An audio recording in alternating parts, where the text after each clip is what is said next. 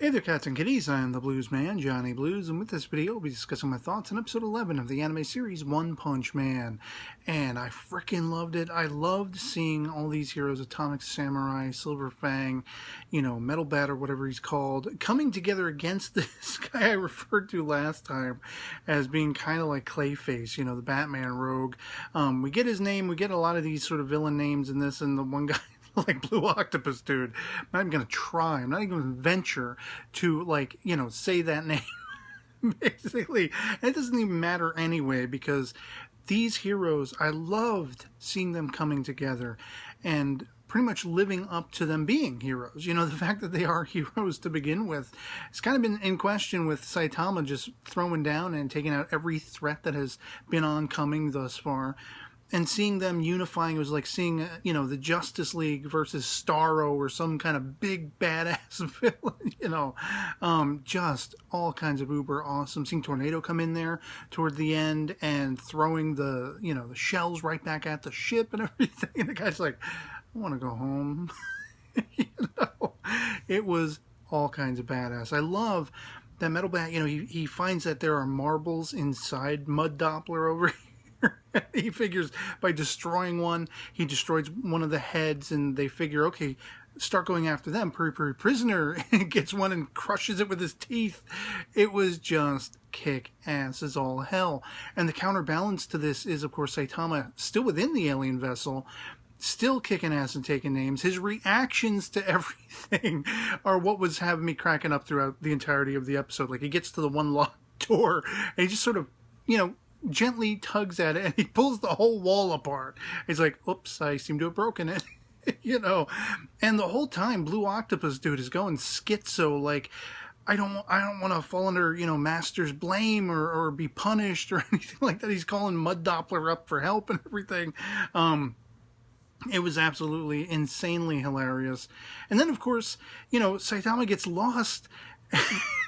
And here's the voice, and this, he's like, I'll just leave, I'll leave if I can figure out my way and everything. So he's like, okay, well, just take the right, go up those steps, you'll be able to get out again and everything. And Saitama, of course, is like, no, I'm going left.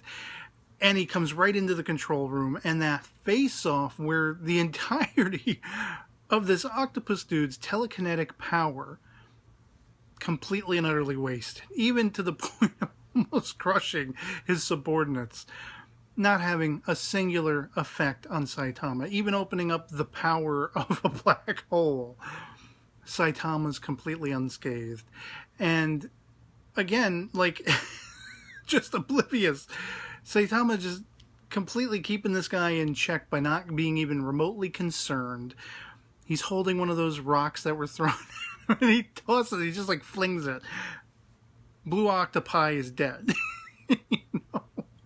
So, that was absolutely hilarious. And then, just getting to that face-off, I knew it was going to be the cliffhanger of the episode, but at least we got to see this is going to be a monumental throwdown. This is kind of what I was hoping it would be. Maybe. It was just the armor suit of Boros, but, Saitama gets that one hit in after Boros is going through this intricate, just, back history, what I've been doing, the prophecy that led me to Earth, based on this dream, this hope of finally being released of this just immense, unending boredom. Was he watching The Perfect Insider? Because that's talk about boring. And Saitama's just like, are you stupid? Punches him, sends him flying.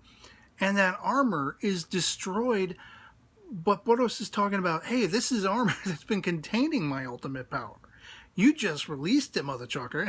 And of course, boom, fade out. So, is it going to be Saitama just boom and he's gone? Boros is just, mucus on the ground. Or does he actually contain power that will make this a lasting fight? That's going to be the pitch of excitement to figure out as we go into the final episode. And it's almost ominous that, when you hear what's coming next and they say, on the final episode of One Punch Man, I hope, just for now, I hope we're going to have more to come in the future, because, man, this series has been all kinds of badass and hilarious, and just the depth of character, seeing Woman Rider and, the other two guys coming in and being willing, even without very much in the way of power. Like, they're being willing to go right into the disaster zone and start saving lives. I mean, Moomin already brought somebody back from the danger zone, if you will. And they're like, we're going to be the heroes we need to be. That's the great aspect of this episode. All the heroes were being real heroes.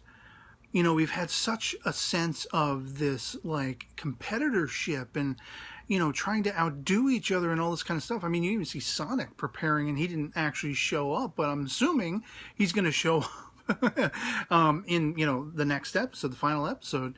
But, I mean, all of these guys and gal got together and were having their way with the villains. Just beating the hell out of them. And it was just, that was my favorite aspect of this, seeing them all conglomerating together and actually being the embodiment of what you should be thinking the Hero Association would be.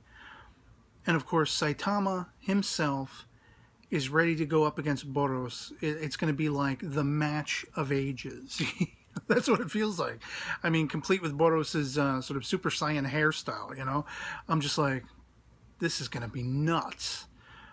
Unless it's, as per usual with Saitama, one punch and he's gone. It feels like it's going to be a battle for the ages, and I love that. I love that sense. I love the sense of all the weightiness and the gravitas and everything hanging in the balance, like the momentum of it all.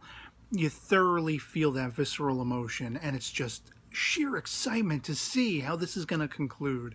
And once again, I can only hope that Saitama is able to be seen doing something this uber heroic, saving the world. I can only hope, but I have a feeling probably not. It's probably not going to work out that way unless, you know, he is seen and then they flip it on its ear that it's not anything like he ever wanted. Like, it becomes a burden to be famous, to be this uber superhero. And then he's got all these, like, lesser heroes trying to challenge him, like the old samurai adage, you know, once you've taken a life, you're going to have people coming after you. The gunslinger thing, too, from the Old West. Once you've taken a life and you've proven yourself, you're going to constantly live out the rest of your days with lesser, you know, sort of baddies and competitors coming after you, trying to take your top spot. Is that what Saitama's life is destined to be? It's still going to be the plaintive villain where the other heroes are getting all the acclaim and Saitama doesn't earn one iota of thanks and appreciation. Whatever it's going to be, Boros looks all kinds of badass.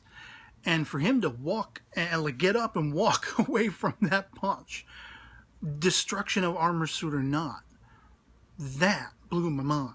It was like, okay, he's still gunning. So let's get to it. Let's lay the smacketh down on this mother trucker and see how this plays out. So I'd love to hear from you guys in the comments below what you thought of episode 11 of One Punch Man. If you've seen it, if you were just balls to the wall excited like I was, seeing all these heroes working together in unification against these baddies, and seeing Saitama finally angling with this seeming big bad of the ages of all time, Boros. And bring it on. That's all I can say. Let me know in the comments below what you thought of it. And otherwise, that'll be pretty much it for me on this. Hope this video finds you well, and I'll catch you all later. Peace.